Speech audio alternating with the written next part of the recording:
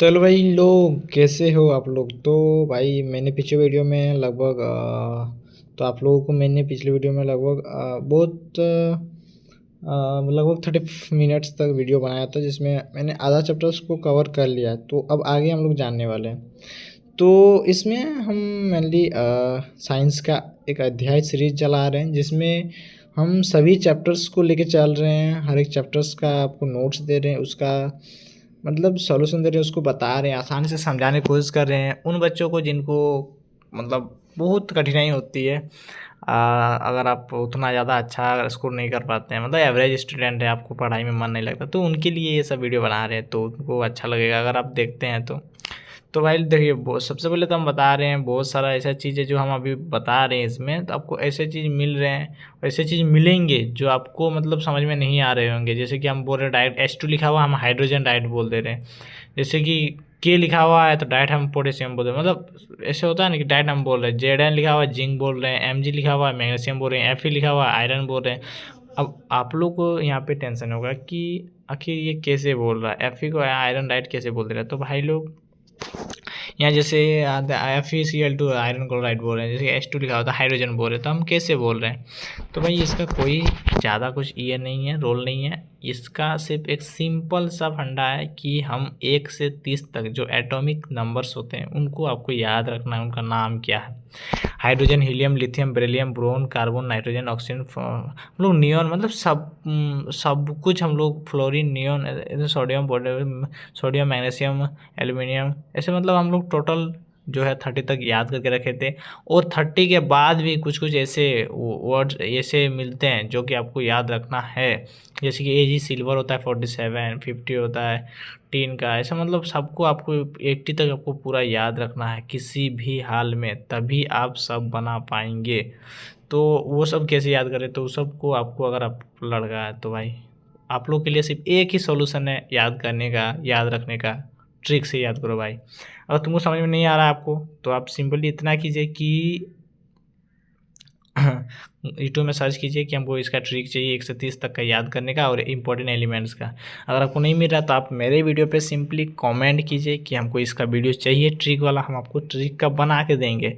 और हाँ, बात रहा कि आप कैसे करते हैं, तो भाई एक चीज़, अगर बहुत सारा चीज़ हम बता रहे हैं, क्योंकि हम मतलब पढ़ाई लगभग हम अभी नहीं पढ़ा रहे थे 2-3 साल से, तो हमको भी बहुत सारा चीज़ ऐसा है जो कि हम भूल चुके हैं। तो हम ट्राई कर रहे हैं कि बेसिक से बेसिक बताएं, लेकिन बहुत सारा ऐसा चीज़ है जो हम मेरा से भी छूट जा रहा है। तो भाई कमेंट करो, जो भी चीज़ छोटा से छोटा चीज़ नहीं समझ में आ रहा है कमेंट करो।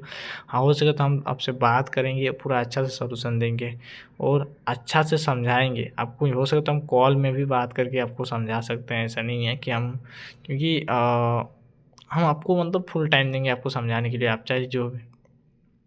तो भाई एकदम आसानी से समझाने की हम कोशिश कर रहे हैं। और हम इतना बोलेंगे कि 1 से 30 तक आपको एटॉमिक नंबर याद होना चाहिए। और नहीं हो रहा तो सिंपली कमेंट कीजिए या फिर आप यूट्यूब में सर्च कीजिए, देखिए ट्रिक, लेकिन ट्रिक से याद करना है भाई, ट्रिक बहुत ज़रूरी है। और क्योंकि बिना ट्रिक का मेरा खुद याद नहीं होता था। उसके बाद है रहा जैसे इंपॉर्टेंट एलिमेंट्स, वो सबको भी याद करना है। जो भी आपको नहीं आ रहा आप कमेंट कीजिए। तो चलिए, अब हम लगभग 4 मिनट लगभग पार हो गया, अब हम लोग आगे का पढ़ते हैं। तो पिछले वीडियो में हम लोग इतना तक पढ़े थे, अब आगे हम लोग देखते हैं। तो आगे देखिए, ये यहाँ पे कुछ एलिमेंट दिए हुए हैं जो कि यहाँ बोले गए हैं कि जो ये कॉपर या सिल्वर, ये पारा जो है Hg, ये सब क्या है, दोनों अम्ल के साथ अभिक्रिया नहीं करते हैं। ये आपको याद रखना है सिर्फ, समझे, एक इम्पोर्टेंट पॉइंट की तरह कि ये तीनों तनु अम्ल कॉन्सेंट्रेटेड एसिड रहेगा तो उसके साथ ये लोग अभिक्रिया नहीं करता है। अब चौथा पॉइंट जो है हम लोग का, धातु की अन्य धातु लवण के साथ अभिक्रिया। देखिए, धातु और धातु लवण के साथ जब अभिक्रिया होता है, लवण आप जानते ही हैं न्यूट्रल जो होता है, मतलब तो लवण के साथ कैसे अभिक्रिया करता है धातु, जब एक अन्य धातु लवण के साथ अभिक्रिया करता है तो कैसे करता है। तो देखिए, धातु और धातु लवण विलयन, मतलब धातु और धातु लवण का विलयन जब रहता है तो लवण विलयन और धातु बनता है। तो इसमें सिंपली क्या होता है, खाली विस्थापित का काम होता है। विस्थापन अभिक्रिया अगर आप फर्स्ट चैप्टर में पढ़ेंगे तो विस्थापन का काम होता है। तो इसमें क्या होता है, देखिए, अधिक अभिक्रियाशील धातु जो होते हैं, देखिए सबसे पहले क जो था वो अधिक अभिक्रियाशील धातु था। अभी अधिक अभिक्रियाशील धातु अपने कम अभिक्रियाशील धातुओं को उनके यौगिक के विलयन से विस्थापित करती है। यह धातु की सक्रियता श्रेणी पर आधारित होती है। तो अब यहाँ पे आपको बता रहा है कि एक धातु जो होता है क्या होता है, दूसरी धातु को विस्थापित करता है। तो उसी को हम लोग मतलब इसमें देखते हैं कि धातु ओरिजिनल धातु विलसन लोन के साथ रिएक्शन कर रहा है, और इसी को हम लोग, और ये जो सारा चीज़ होता है ना वो सक्रियता श्रेणी पर आधारित होता है। अब इसमें आपका डाउट ये आएगा सबसे पहला कि अधिक अभिक्रियाशील धातु हम किसको बोलेंगे, कम क्रियाशील धातु हम किसको बोलेंगे, कौन किसको विस्थापित कर रहा है, कैसे कर रहा है, क्यों कर रहा है, बहुत सारा डाउट आएंगे।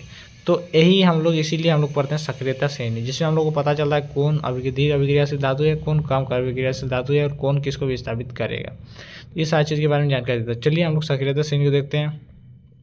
और ये सक्रियता श्रेणी जो होता है इसको हम लोग ट्रिक से याद करेंगे। आपको इसमें ट्रिक हम बताएंगे सक्रियता श्रेणी के, ठीक है। तो इसमें सबसे पहले सक्रियता श्रेणी है तो वह सूची जिसमें धातुओं को क्रियाशील के अवरोही क्रम में व्यवस्थित किया गया है। देखिए वह सूची जिसमें हम लोग धातुओं को क्रियाशीलता के अवरोही क्रम में, मतलब सबसे ऊपर में सबसे बड़ा सबसे ज़्यादा क्रियाशील धातु है, उसके बाद छोटा छोटा छोटा छोटा होते गया, मतलब कम क्रियाशील धातु नीचे है, तो उसी को हम लोग सक्रियता श्रेणी बोलते हैं। मतलब सक्रियता श्रेणी किसको बोलेंगे, जिसमें वह सूची जिसमें धातुओं का क्रियाशीलता के अवरोही क्रम में व्यवस्थित किया गया है, उसी को हम लोग सक्रियता श्रेणी कहते हैं। मतलब सबसे ऊपर में सबसे ज़्यादा अभिक्रियाशील धातु रहेगा, सबसे नीचे में सबसे कम क्रियाशील रहेगा, तो ऊपर से नीचे तक गया है, तो उसी को हम लोग सक्रियता श्रेणी बोलते हैं। अब सक्रियता श्रेणी के देखिए कैसे याद, देखिए सोडियम, पोटेशियम, कैल्शियम, मैग्नीज बोलते हैं sorry, magnesium, aluminium, zinc, iron, lead, hydrogen, copper, Ag, Au, इतना सारा हम लोग का एलिमेंट है जो कि हम लोग का सक्रियता श्रेणी में आता है। और इसको आपको याद रखना है कि कौन किसको विस्थापित करेगा। तो सबसे नीचे वाला देखिए, सबसे ऊपर वाला नीचे वाला सबको विस्थापित कर सकता है, लेकिन नीचे वाला ऊपर वाला को विस्थापित नहीं कर सकता। तो अब इसको हम जैसे सोडियम पोटेशियम बोल दिए, इतना तो याद रहेगा नहीं, तो आपको याद कैसे करना है तो उसके बारे में हम आपको बताएंगे इसमें। तो देखिए इसको याद करने का एक ही तरीका है, और वो तरीका है कि ट्रिक। तो ट्रिक का हम आपको बताते हैं, ठीक है। तो जो हमारा ट्रिक रहने वाला है वो है कि जो हमारा ट्रिक रहने वाला है वो हम आपको बताते हैं। तो जो हमारा ट्रिक रहने वाला है वो है कालू ने नंदू का, कालू क्या बोले, कालू ने नंदू का, कालू ने, आप कॉपी में लिख लीजिए इसको, ठीक है ना। नंदू का मैंगो आलू चुरा के, कालू ने नंदू का मैंगो आलू में NGO मैंगो आलू ALLU आलू, कालू ने नंदू का मैंगो आलू चुरा के झंडू बम का शीशी में डाल दिया, चुरा के झंडू बम JNDU झंडू बम के शीशी में डाल दिया। तो कालू ने नंदू का मैंगो आलू चुरा के झंडू बम के शीशी में डाल दिया। तो यही होता है ट्रिक। अब आप बोलेंगे कालू ने नंदू का सब कैसे कर रहे हैं, तो देखिए कालू मतलब के से क्या होता है, कालू मतलब के, शीशी में डाल दिया, या ये आपको याद रहेगा। कालू ने नंदू का मैंगो आलू चुराया, देखिए कालू जो है वो नंदू का मैंगो और आलू दोनों चुरा लेता है, और झंडू बम का एक शीशी होता है उसमें डाल देता है। तो यही है ट्रिक इसका। कालू का मतलब होगा के, कालू ने मतलब NA ने, कालू ने नंदू का, कालू ने नंदू का से होता है कैल्शियम Ca, कालू ने नंदू का, कालू ने नंदू का मैंगो आलू का हो गया मतलब MG, मैंगो आलू का मतलब हो गया AL, मैंगो आलू चुरा के कालू ने नंदू का मैंगो आलू चुरा के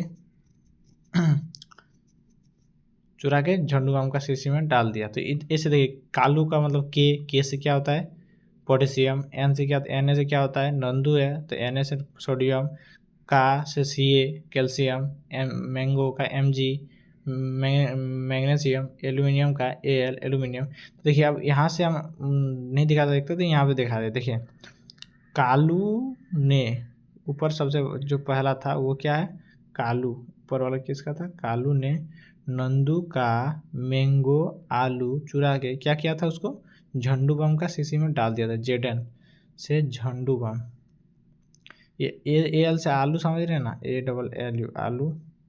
मैग्नीशियम का क्या, mango, MANGO mango. Calcium, calcium कैसे आया था हम लोग का, मैंगो।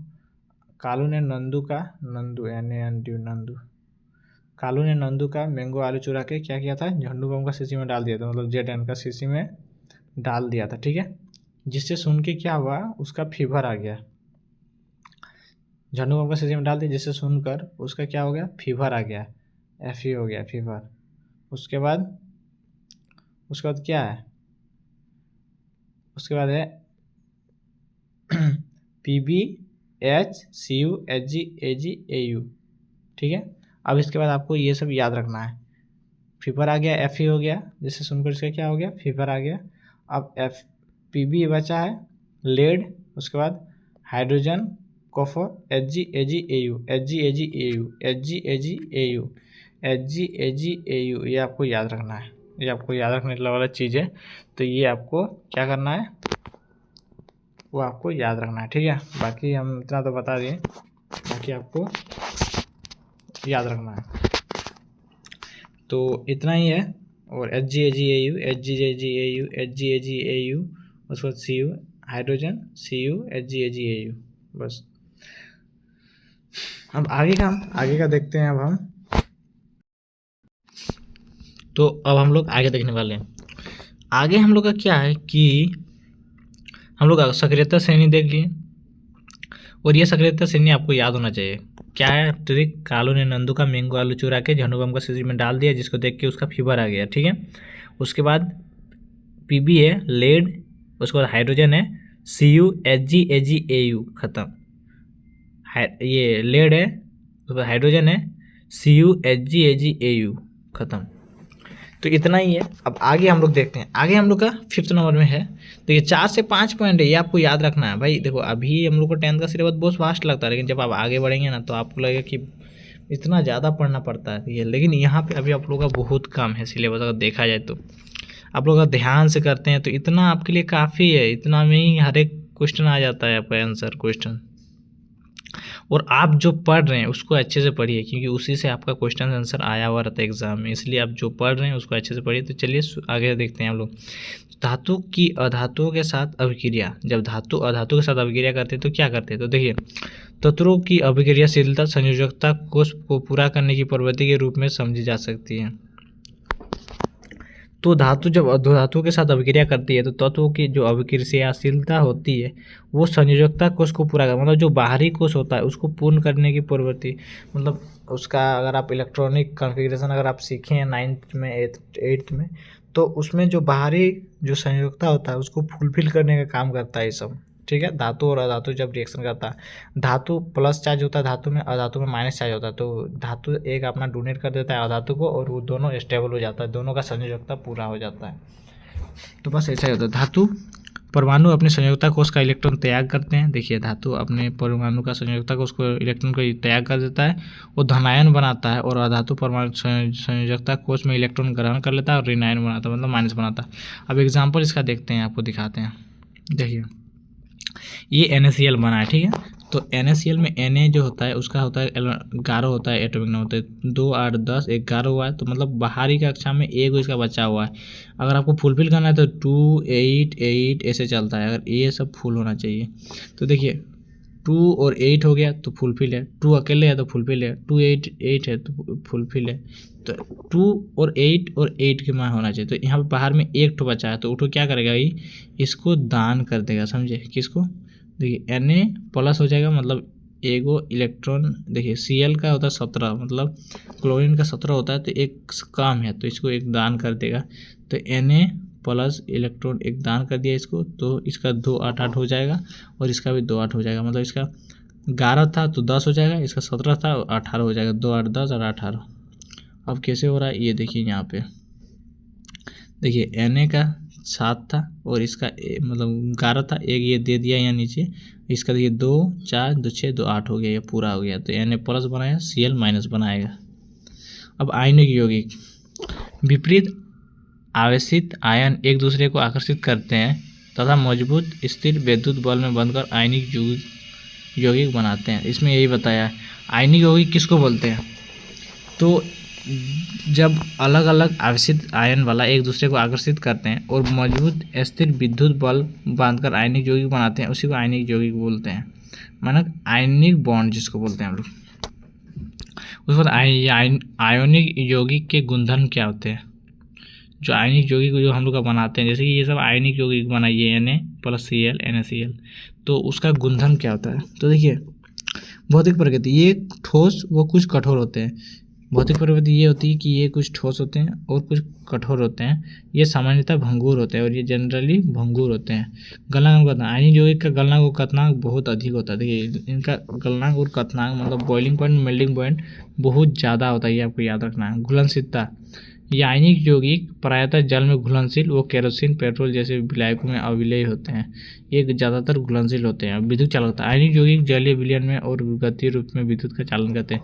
ये आयनिक यौगिक जो होते हैं वो हम लोग का विद्युत का चालन करते हैं, मतलब विद्युत का इलेक्ट्रिक कनेक्टर होते हैं। ये ठोस रूप में विद्युत का चालन नहीं करते, ठोस रूप में लेकिन विद्युत का चालन नहीं करेंगे, जबकि जलीय और मेल्टिंग रूप में ये करते हैं। धातु की प्राप्ति, धात्विक, देखिए धातु कैसे हम लोग प्राप्त करते हैं उसके बारे में बताया। तो खनिज मतलब होता है मिनरल्स। पृथ्वी के प्राकृतिक रूप में अवस्थित तत्व एवं यौगिक को खनिज कहते हैं। देखिए, पृथ्वी मतलब जो नेचर स्टेट में पाया जाता है, कोई भी प्राकृतिक तत्व, उसी को हम लोग खनिज बोलते हैं। कोई भी चीज़ आप देख लिए पृथ्वी पे प्राकृतिक रूप से जो अवस्थित है, वो ऐसे तत्व को ही हम लोग, एलिमेंट को ही हम लोग खनिज कहते हैं, यौगिक को ही हम लोग खनिज कहते हैं। अब अयस्क किसके कहते हैं? अयस्क मतलब होता है और।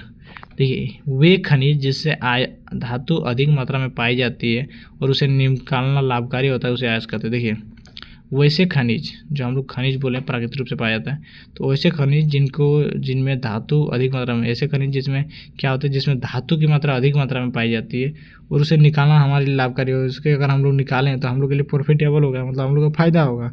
उसको निकाल के कुछ बना दिए, मान के चलिए कढ़ाई बना दिया, कुछ भी बना दिए, तो वो निकालने के लिए हम लोग क्या हो, लाभकारी हुआ। मतलब हम निकाल के बनाने में अगर हमको 100 रुपया खर्चा है, हम 250 में अगर कढ़ाई बेच रहे हैं, तो वो हमारे लिए फ़ायदेमंद हो रहा है, तो उसी को हम लोग अयस्क बोलते हैं। तो ऐसा और को खोजना है। अब सक्रियता श्रेणी एवं संबंधित धातुकरण, देखिए सबसे अधिक क्रियाशील ये रहते हैं sodium, potassium, sodium, calcium, magnesium, aluminium. ये क्या होता है, सबसे अधिक क्रियाशील होते हैं। स्वतंत्र रूप में ये नहीं मिलते हैं, विद्युत अपघटन हो जाता है इनका। अब मध्य में है zinc, Fe, Pb, Cu, Hg, ये है सल्फाइड ऑक्साइड कार्बोनेट अयस्क के रूप में कार्बन द्वारा अपचय होते हैं।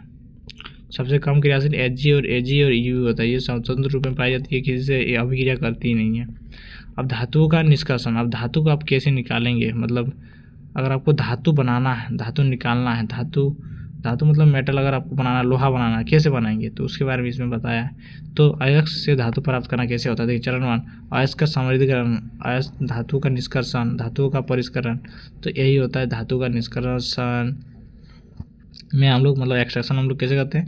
सबसे पहले अयस्क को हम लोग समृद्धीकरण करते हैं, मतलब उसको धोते हैं, उसको साफ करते हैं, फिर धातु का निष्कर्षण करते हैं, उसको निष्कर्ष करते हैं, फिर उसका परिष्करण, मतलब फिर उसका सबसे पहले उसको निकालते हैं, फिर उसको हम लोग अच्छे से प्रोसेसिंग और पॉलिशिंग वगैरह कर देते हैं। अयस्क का सांद्रण, देखिए उच्च अभिक्रियाशील धातुएं हैं, मध्य अभिक्रियाशील धातुएं हैं, निम्न अभिक्रियाशील धातुएं हैं। तो उच्च अभिक्रियाशील धातु है गलित धातु का विद्युत अपघटन होता है, शुद्ध धातु मिल जाता है हम लोग को। हम लोग विद्युत अपघटन करते हैं, हमको प्योर मेटल मिल जाता है, मतलब हमको धातु मिल जाता है। लेकिन मध्य अभिक्रियाशील धातु क्या क्या होती है? HgS, ZnS, ZnCO3, ये सब होता है मध्य। तो ये सब को हम लोग कैसे निकालते हैं? ये सब सल्फाइड अयस्क और कार्बोनेट अयस्क जनरली होते हैं। निम्न अभिक्रियाशील सल्फाइड अयस्क होते हैं।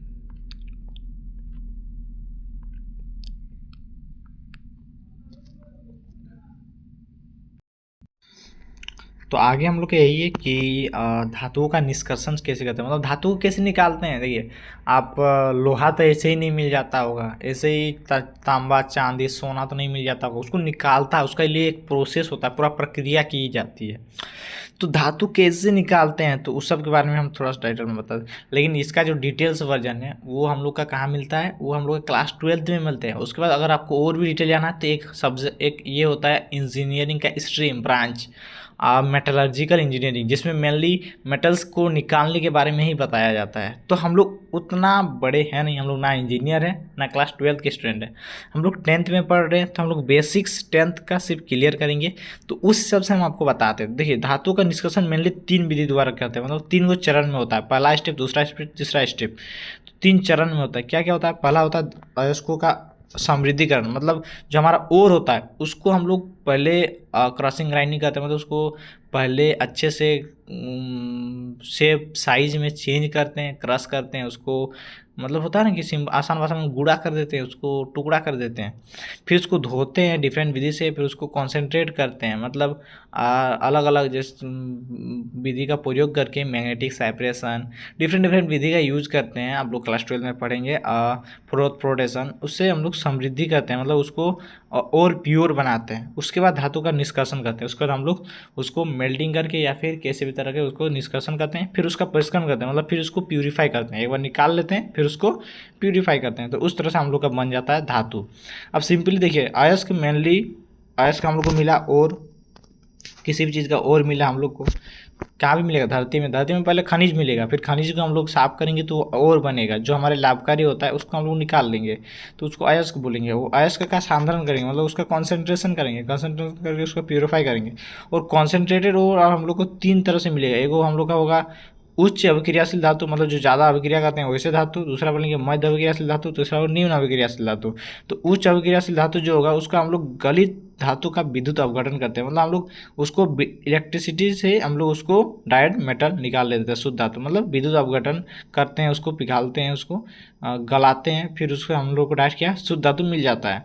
लेकिन हम लोग का जो मध्य अभिक्रियाशील धातु है, जैसे कि सल्फाइड का अयस्क होता है, कार्बोनेट का अयस्क होता है, तो सल्फाइड और कार्बोनेट का अयस्क मेनली पाया जाता है। तो मतलब जो नेचर स्टेट में जो होते हैं ना हमारे ओर्स, वो मेनली सल्फाइड या फिर कार्बोनेट के अवस्था में ही पाए जाते हैं। आपको कोई भी पूछेगा तो आपको सीधा बता रहे, नेचर स्टेट में हम लोग का मेनली सल्फाइड या कार्बोनेट स्टेट में ही पाया जाता है, मतलब अवस्था में ही पाया जाता है जो हम लोग का ओर होता है मध्य।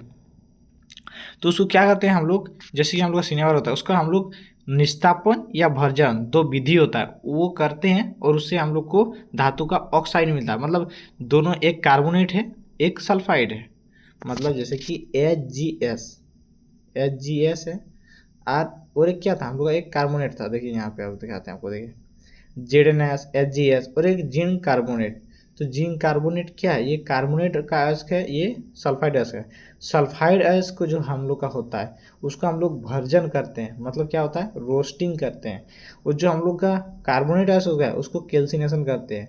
तो ये हम किसी किसी का इंग्लिश बता रहे हैं, तो आपको इंग्लिश अब बहुत मस्ट है, आप इंग्लिश को भी नोट करके रखिए, क्योंकि इंग्लिश जो होता है ना वो आपके आगे के पढ़ाई में बहुत ज़्यादा काम देगा। हम ये नहीं बोल रहे कि आप आगे पढ़ेंगे ही, बट अगर आप आगे पढ़ना चाहते हैं, आपको सही में अगर थोड़ा सा भी इंटरेस्ट आता है पढ़ाई में, तो आप इंग्लिश में पढ़िए, क्योंकि इंग्लिश में आप पढ़ेंगे तो आपके लाइफ में बहुत ही अच्छा प्रभाव पड़ेगा इंग्लिश का, और आपको अच्छा भी लगेगा। और अगर आप थोड़ा सा भी मतलब इंटरेस्ट रखते हैं आगे पढ़ने में, तो आप इंग्लिश में पढ़िए, मेरा सजेशन रहेगा आपको इंग्लिश में पढ़िए। तो देखिए, रोस्टिंग और कैल्सिनेशन, जिसको हम लोग बोलते हैं भर्जन और उधर बोलते हैं निस्तापन। क्या होता है भर्जन? देखिए, हिंदी से आसान इंग्लिश है, समझे? भर्जन और निस्तापन आपको कितना लग रहा है, कैसे लग रहा है सुनने में? निस्तापन, भर्जन। तो इसमें सिंपली देखिए, रोस्टिंग कैल्सिनेशन।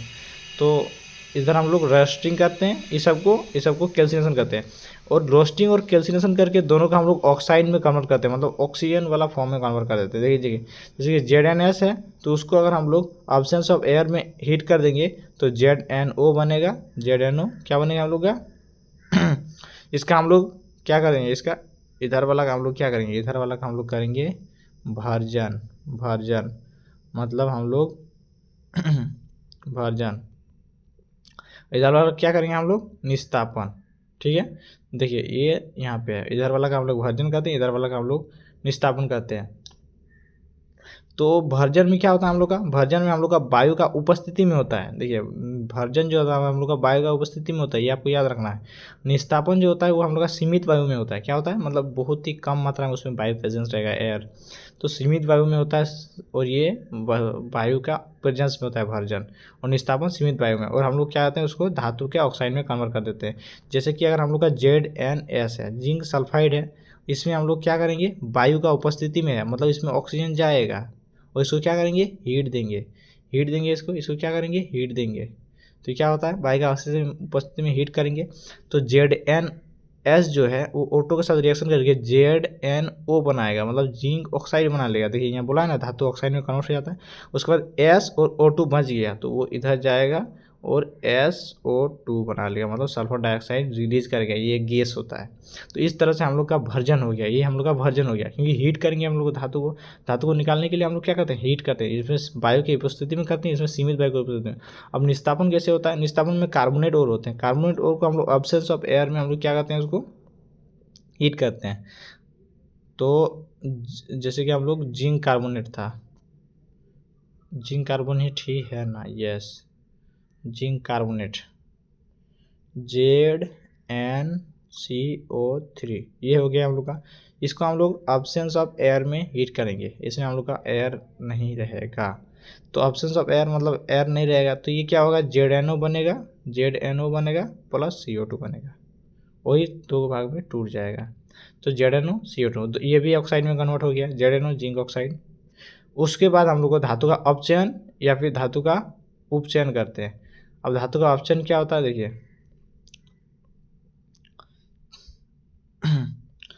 देखिए ऑक्साइड में कन्वर्ट हो गया। अब ऑक्साइड ZnO, अब ऑक्सीजन को हमको हटाना है, तब तो हमको प्योर मेटल मिलेगा, तो इसलिए हम लोग इसको अपचयन बोलते हैं, मतलब ऑक्सीजन को हटाने की प्रक्रिया को हम लोग अपचयन बोलते हैं। आज सिंपली समझिए, देखिए 11th-12th में आपको इसको डीप में पढ़ना है, सिर्फ ऑक्सीजन को हटाना ही हम लोग का अपचयन नहीं होता है, बहुत कुछ होता है, लेकिन हम लोग अभी इतना समझ के रखना है कि ऑक्सीजन को हटाएंगे तो हम लोग का अपचयन होगा, ऑक्सीजन जुड़ेगा उसको उपचयन बोलेंगे, ऑक्सीजन हटेगा अ से हो गया, अ से मतलब हटना होता है तो अपचयन हो गया, जुड़ना मतलब उपचयन होता है, उपचयन। तो इसमें ZnO जो हम लोग को मिला था उसका अपचयन करेंगे तो धातु का, उसके बाद हम लोग का धातु को प्यूरिफाई करेंगे और हम लोग को धातु मिल जाएगा, ठीक है। और हम लोग जब भर्जन किए तो हम लोग को धातु मिल जाता है डायरेक्ट, फिर उसका परिष्करण कर लेते हैं, मतलब उसका फिर प्यूरिफाई कर लेते हैं और हम लोग को धातु मिल जाता है। अब कुछ परिभाषा, मुख्य परिभाषा यहाँ पे दी गई है जिसको आपको नोट करना है और आपको समझना भी है। देखिए गैंग किसको बोलते हैं, तो पृथ्वी से खनिज अयस्क में रेत, पृथ्वी से जो खनिज अयस्क हम लोग को मिलते हैं उसमें रेत, मिट्टी आदि जैसी कई अशुद्धियाँ पाई जाती है, जिन्हें हम लोग क्या कहते हैं, गैंग कहते हैं। देखिए जो अशुद्धि रहती है, इम्प्योरिटीज़ रहती है, उसको हम लोग गैंग कहते हैं, इतना ही आपको याद रखना है। पृथ्वी में जो हम लोग निकालें, देखिए आप सबसे पहले पृथ्वी से एक पत्थर का जैसा लोहा जो निकलता है हम लोग का पत्थर के जैसा निकलता है, तो उसमें कितने सारे मिट्टी, रेत, अशुद्धि रहती है, उसी ऑयल को हम लोग गैंग बोलते हैं। बस आपको यही याद रखना है, गैंग किसको बोलते हैं ना, अशुद्ध कण जो होते हैं उनको हम लोग गैंग बोलते हैं। अब वर्जन किसको बोलते हैं, देखिए सल्फाइड अयस्क को वायु की उपस्थिति में अधिक तापमान पर गर्म करने की में ऑक्साइड में बदल जाता है, इस प्रक्रिया को वर्जन कहते हैं। जो अभी हम आपको बताएं कि जो हमारे सल्फाइड अयस्क होते हैं उसको हम लोग वायु की उपस्थिति में हीट करते हैं, तो उसी को हम लोग ऑक्साइड में बदल देते हैं, इस प्रक्रिया को हम लोग वर्जन बोलते हैं, ठीक है। ZnS plus O2 equal to ZnO plus SO2 ये कन्वर्ट होता है। जैसे सीने बार है ZnO प्लस O2 दिए, हम लोग हीट दिए तो ZnO कन्वर्ट हो गया, सल्फर डाइऑक्साइड बनाया। HgS O2 दिए, तापमान की HgO बन गया, SO2 बन गया, तो बस यही है। अब निस्तापन का देखिए यहाँ पे लिखा हुआ है, निस्तापन क्या है, कार्बोनेट अयस्क को सीमित वायु, मतलब उसमें वायु बहुत कम रहेगा, सीमित वायु बस अधिक ताप पर गर्म करने में ये ऑक्साइड में बदल जाता है, इस प्रक्रिया को निस्तापन कहते हैं। देखिए आपको बोले थे इसमें हम लोग सिर्फ वायु नहीं लेते हैं, बाकी वही है। इसको हीट करेंगे विदाउट मतलब एब्सेंस ऑफ एयर में, मतलब एयर अब प्रेजेंट नहीं रहेगा, तो ZnO plus ZnCO3 ZnO plus carbon dioxide बनाएगा। देखिए अब अपचयन क्या होता है, धातु ऑक्साइड में कार्बन जैसे उपयोग कर धातु की प्राप्ति की जाती है। देखिए इसको ऑक्साइड में हम लोग एक अपचायक होता है जिसको हम लोग फ्लक्स भी बोलते हैं, इसका यूज करते हैं कार्बन मतलब मेनली अगर हमको इससे ऑक्सीजन को हटाना तो कैसे हटाएगा, तो मतलब जैसे होता है ना कि अगर तुम्हारे घर में कोई आ गया है, मान लीजिए तुम्हारे घर में सांप घुस गया, तो तुम उसको कैसे हटाएगा, तो तुम सपेरा बुलाएगा, तो वो क्या करेगा, उसको ले जाएगा सांप को उठा के। तो वो एक तरह से क्या का रोल निभा रहा था, आप समझ सकते हैं क्या का रोल निभा रहा है, तो वो रोल निभा रहा है अपचायक का, मतलब तो ऐसे ही हम लोग एक फ्लक्स का यूज करते हैं मेनली कार्बन का, जो कि क्या करता है, कार्बन इसको उठा के ले जाता है, तो ZnO प्लस C रहता है तो Zn प्लस C हो जाता है, समझे। यही होता है बस। धातु का परिष्करण क्या होता है? देखिए, धातुओं को अपद्रव को हटाने के लिए सबसे अधिक उपयोगी विधि विद्युत अपघटनी परिष्करण है। देखिए, धातुओं को उसके अपद्रव से हटाने के लिए हम लोग सबसे अधिक उपयोगी होता है विधि, वो होता है विद्युत, मतलब इलेक्ट्रिसिटी का यूज करते हैं।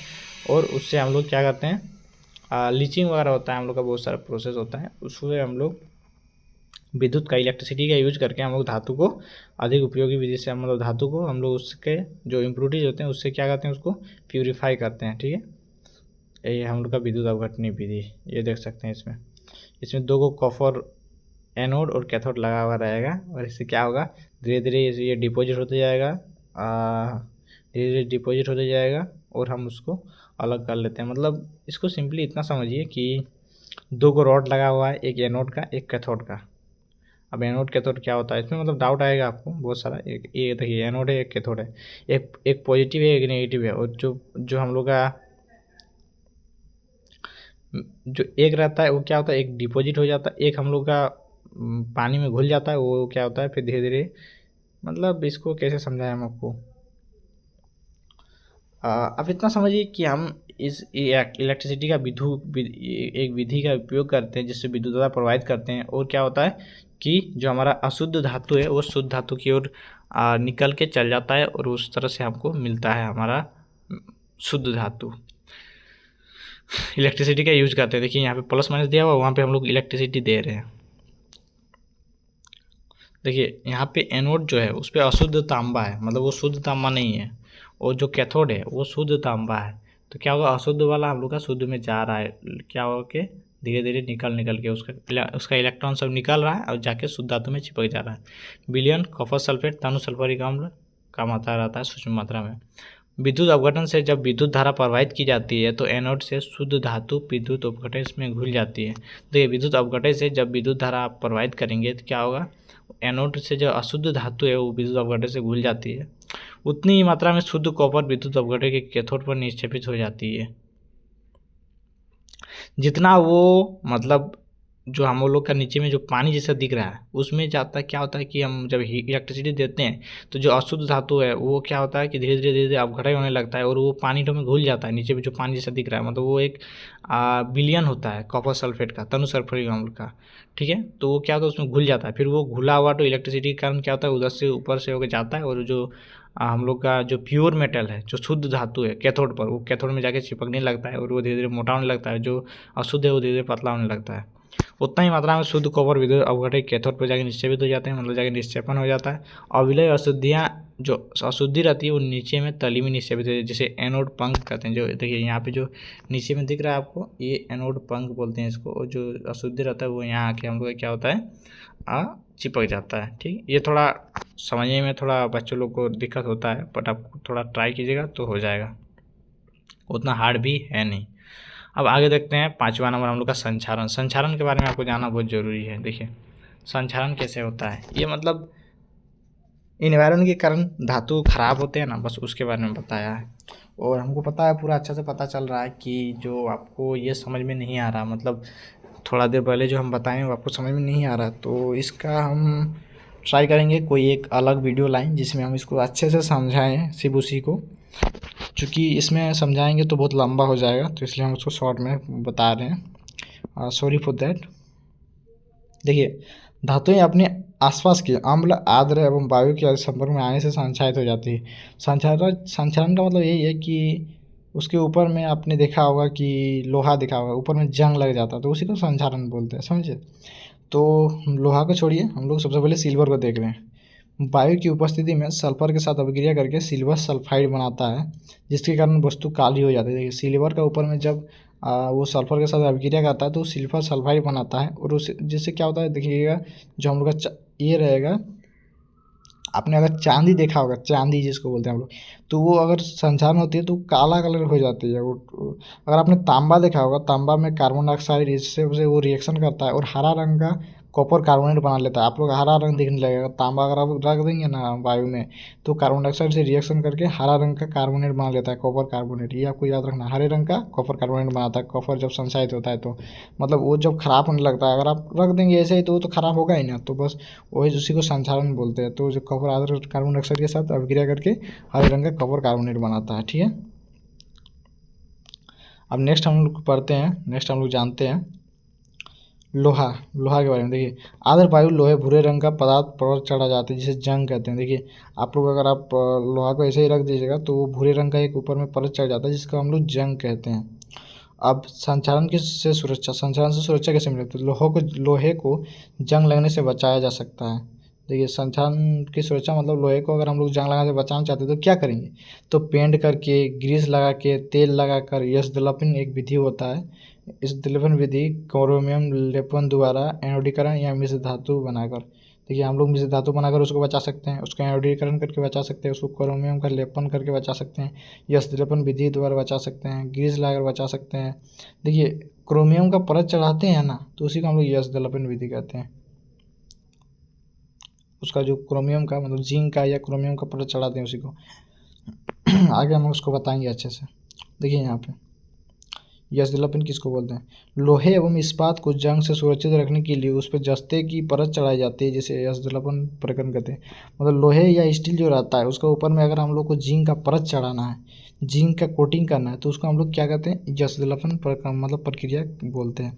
अब मिश्र धातु किसे बोलते हैं, देखिए मिश्र धातु दो या दो से अधिक धातु या धातु और धातु के सामान्य मिश्रण होते हैं उसको हम लोग मिश्र धातु कहते हैं। मतलब दो या दो से अधिक अगर धातु रहेगा, मतलब दो से अधिक अगर तीन को एक बार में धातु को मिक्स कर दिए तो उसको हम लोग मिश्र धातु बोलेंगे, या फिर धातु या अधातु को मिक्स कर दिए उसको हम लोग मिश्र धातु बोलेंगे। आपने सुना होगा कि हम लोग क्या कहते हैं, आयरन और कार्बन को मिक्स किए हम लोग स्टील बनाते हैं, आयरन और कार्बन को मिला के हम लोग स्टील बनाते हैं। और जितना कम कार्बन रहेगा उतना अच्छा स्टील बनता है, समझ रहे हैं।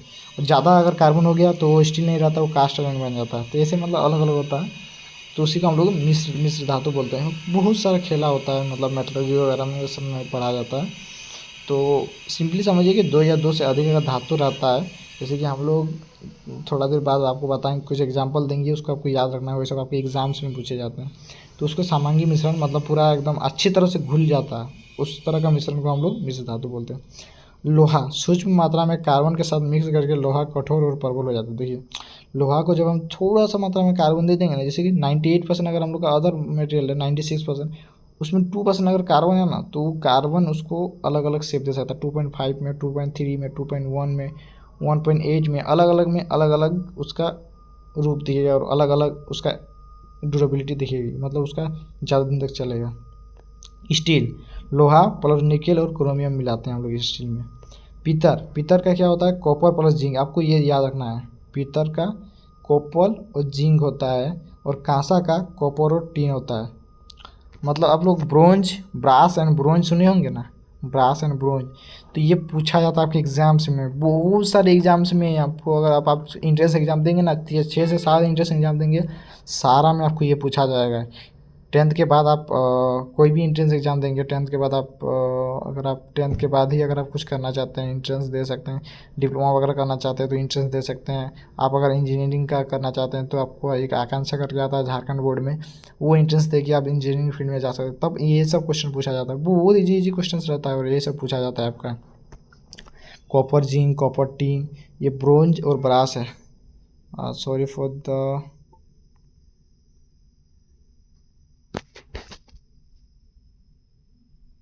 फॉर द डिस्टर्बेंस, मैंने थोड़ा सा गलती से प्रेस कर दिया था। तो यही सब से पूछा जाता है। सोल्डर का लेड प्लस टीन होता है, देखिए याद रखिएगा, मतलब सोल्डर का क्या होता है, लेड प्लस टीन। ये 4 पॉइंट जो है ना वो आपके बहुत इंपॉर्टेंट है, बहुत इंपॉर्टेंट, आप इसको लिख के रखिए। पीतल का कॉपर प्लस टीन, कांसा का tin copper plus tin, solder का लेड प्लस टीन, अम्लगम का मरकरी। देखिए अम्लगम किसको कहते हैं, मरकरी के साथ कोई अन्य तत्व रहा तो उसको हम अम्लगम बोलेंगे। मरकरी के साथ मतलब पारा के साथ कोई भी अन्य तत्व रहा तो उसको हम लोग अम्लगम बोलेंगे। अम्लगम का विधि होता है। तो इतना सारा चीज़ आपको याद रखना है, और यही हम वीडियो को लास्ट करते हैं। मिलते हैं नेक्स्ट वीडियो में। जय झारखंड, जोहार झारखंड, जय हिंद, जय भारत।